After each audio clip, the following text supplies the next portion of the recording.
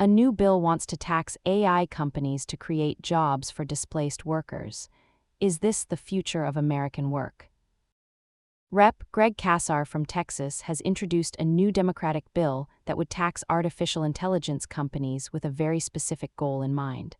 The bill aims to create new jobs for American workers who are being displaced by AI technology. According to an NBC News report published on August 6, 2026 by Kyle Stewart. Casar says the legislation is designed to ensure that AI company executives do not get rich by replacing millions of American workers, while those workers are left behind without support. The proposal is part of a growing effort among Democrats to address the economic disruption that AI is causing across the American workforce. Casar looked back to one of the most ambitious job creation programs in American history for his inspiration. The Works Progress Administration was launched by President Franklin Roosevelt during the Great Depression and employed millions of Americans on public works projects across the country. The parallel is clear.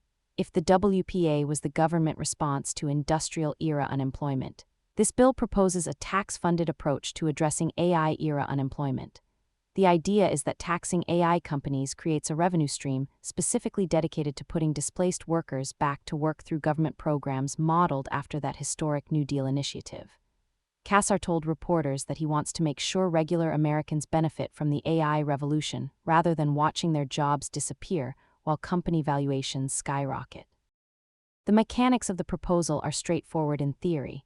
AI companies would face a new tax on their operations, and the revenue from that tax would fund job creation programs for workers displaced by automation. The key question is what kind of jobs these would be and how they would be structured under the bill. Some commenters on the original Reddit post questioned whether this would create meaningful work or just government-funded make-work positions. Under this framework, the tax would function as a kind of automation dividend, where companies that reduce their workforce through AI technology contribute to the programs that re-employ those displaced workers. The bill would essentially force AI companies to help pay for the workforce transition that their technology is causing, creating a direct link between corporate profits and worker support. One commenter asked the most direct question about the proposal: what kind of jobs are we talking about? The NBC News article does not specify the exact nature of the jobs that would be created under this tax-funded program. That leaves plenty of room for interpretation and debate. Some commenters suggested that the approach should be broader, taxing all corporations that benefit from automation rather than just AI companies. Others pointed out that many AI companies are not yet profitable, which raises questions about where the tax revenue would actually come from. The lack of specifics is a common feature of early legislative proposals, but it leaves viewers with plenty of questions about implementation. At its heart, this proposal raises a fundamental question about who should bear the cost of technological disruption in the American economy. When AI companies use automation to reduce their workforce and increase profits, should they help fund the transition for displaced workers?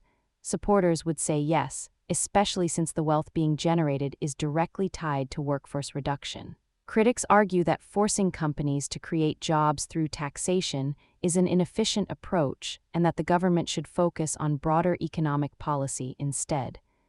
The debate is really about fairness in the age of artificial intelligence and whether the benefits of technological progress should be shared more broadly across society.